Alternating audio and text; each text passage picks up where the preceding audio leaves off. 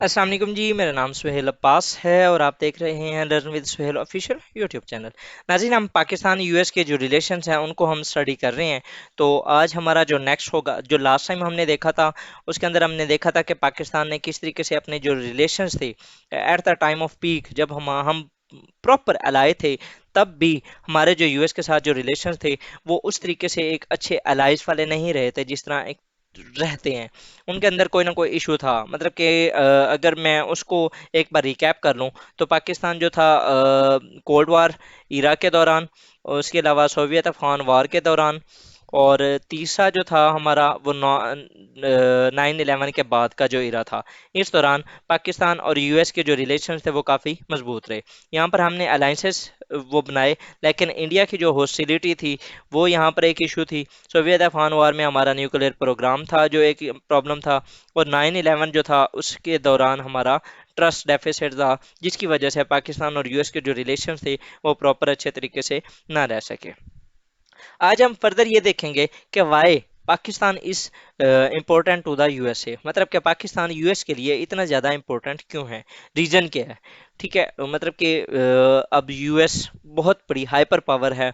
ठीक है, और पाकिस्तान एक साउथ एशिया का एक छोटा सा कंट्री, छोटा सा तो खैर नहीं कह सकते, दुनिया का पांचवा बड़ा मुल्क है विद रिस्पेक्ट टू पॉपुलेशन। ठीक है, लेकिन ओवरऑल पाकिस्तान के साथ यूएस की इतनी ज़्यादा इंगेजमेंट क्यों रही है, आखिर क्या रीज़न है, और पाकिस्तान का ब्लॉक में होना या वेस्टर्न ब्लॉक के होना आखिर इतना ज़्यादा इम्पोर्टेंट क्यों है। ठीक है, तो आज हम ना उसको देखते हैं। सबसे पहले जी, इसकी जो पहली रीज़न है वो है पाकिस्तान की जियोग्राफी।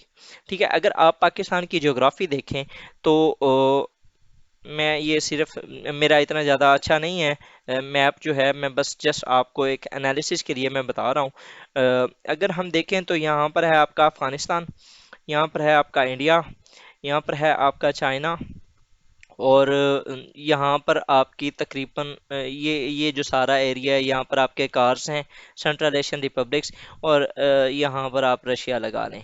ठीक है, और नीचे आप ये सारा जो एरिया है, इसको आप कह लें कि अरेबियन सी है। ठीक है, यहाँ पर पाकिस्तान के यहाँ पर ईरान है। ठीक है, अब अगर आप देखें पाकिस्तान की इम्पोर्टेंस आपको यहीं से नज़र आ सकती है कि एक साइड पे है इंडिया, यूएस इंडिया नेक्सस। ठीक है, एक साइड पे है चाइना, यूएस चाइना राइवलरी। ठीक है, एक साइड पे है अफगानिस्तान, 9/11 के बाद और सोवियत अफगान वार, अफगानिस्तान। एक साइड पे ईरान है, वर्सेस अरब वर्ल्ड कह लें और वर्सेस इसराइल कह लें। ठीक है, पाकिस्तान के चारों साइडों पे जो नेशंस बैठी हैं उनका कोई ना कोई फड्डा रहा है यूएस के साथ, किसी ना किसी तरीके से। अगर आप इंडिया को लें तो यूएस चाहता है कि उसको चाइना के खिलाफ इकट्ठा किया, खड़ा किया जाए। अगर चाइना ले लें, पाकिस्तान का नेबर है, तो उसका यूएस के साथ अभी इस टाइम राइवलरी चल रही है जिसको कोल्ड वार 2.0 कहते हैं। यूएस चाइना राइवलरी के ऊपर भी इस पाकिस्तान यूएस रिलेशंस की सीरीज के बाद मैं उसके ऊपर स्टार्ट करूंगा। अगर सेंट्रल एशियन रिपब्लिक्स आप देख लें, तो उसमें भी वो उसको गेम चेंजर कहा जाता है, द ग्रेट गेम उसी का नाम है। अगर फर्दर हम रशिया को देखें तो कोल्ड वार ओवरऑल, या सोवियत अफगान वार आप देख लें। ठीक है, और अफगानिस्तान के साथ देखें तो 9/11 हो गया, सोवियत अफगान वार अगेन, अफगानिस्तान का सबसे ज़्यादा जो बॉर्डर है वो पाकिस्तान के साथ मिलता है। और अगर हम ईरान वाली साइड पे देखें तो ईरान का अरब वर्ल्ड के साथ इशू रहा है, ईरान का यूएस के साथ इशू है, ईरान का इसराइल के साथ इशू है। तो ओवरऑल ईरान इस एक जो है ना, एक जिसको कहते हैं कि आप जो, जब आप कोई चीज, ये एक हड्डी रहा है for the US in the middle east. मतलब कि यूएस की जो ओवरऑल पॉलिसी थी ना इन द मिडल ईस्ट, उसके अंदर जो ईरान था वो एक रिस्ट्रिक्टर के तौर पर, एक स्ट्रेटेजिक हेज के तौर पर रहा है। मतलब कि जब भी यूएस यहाँ पर किसी न किसी तरीके से इन्वॉल्व होना चाहता था तो ईरान ने उसको हर जगह पे हर टाइम रेजिस्ट किया है, 1979 से onward. That is the reason कि एक जियोग्राफी है जो कि पाकिस्तान को बहुत ज़्यादा इम्पोर्टेंस बनाती है with respect to USA.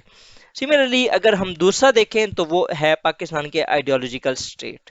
Pakistan की आइडियोलॉजी की वजह से ही, क्योंकि ये पाकिस्तान का दूसरा, दुनिया का दूसरा बड़ा मुल्क था जो कि आइडियोलॉजी के बेस पे बना था। पहले नंबर पे इसराइल था। ठीक है, तो आइडियोलॉजी के लिहाज से भी पाकिस्तान के साथ जो मुस्लिम वर्ल्ड का अलायंस है या मुस्लिम वर्ल्ड का जो एक लिंक है वो भी बड़ा क्लोज था, जिसकी वजह से यूएस नहीं चाहता कि इस सिर्फ रिलीजन बेस पे कोई भी एक नेशन जो कि एक दुनिया के ऊपर जिन्होंने अपना एक मुल्क ही अलग ले लिया उसको आज़ाद और फ्री छोड़ा जाए। दैट इज़ द रीज़न कि वो यूएस पाकिस्तान को इस तरीके से फ्री नहीं छोड़ सकता। सिंस 1947 आप देख लें कि किस तरीके से वो पाकिस्तान के साथ इंगेज किए हुए है। तीसरा और जो मेजर इशू था, मतलब कि जो थर्ड था, वो थी पाकिस्तान की security state. Pakistan being a security state, मतलब कि जैसे ही पाकिस्तान दुनिया के नक्शे के ऊपर उभरा, पाकिस्तान को दो जो नेबर्स मिले वो इस तरीके से थे जो कि एग्रेसिव थे टुवर्ड्स पाकिस्तान। एक साइड पे इंडिया था। ठीक है, उसका जिस तरह आपको आइडिया है कि उस टाइम के जो इंडियन लीडरशिप थी वो यही कह रही थी कि Pakistan will be again joining India in no time, मतलब कि पाकिस्तान सरवाइव नहीं कर पाएगा और वो दोबारा पाकिस्तान इंडिया के साथ ज्वाइन कर लेगा। और दूसरी साइड पे अफगानिस्तान था जिसने सबसे पहले पाकिस्तान के यूएन के अंदर जो मेंबरशिप थी उसको चैलेंज किया था।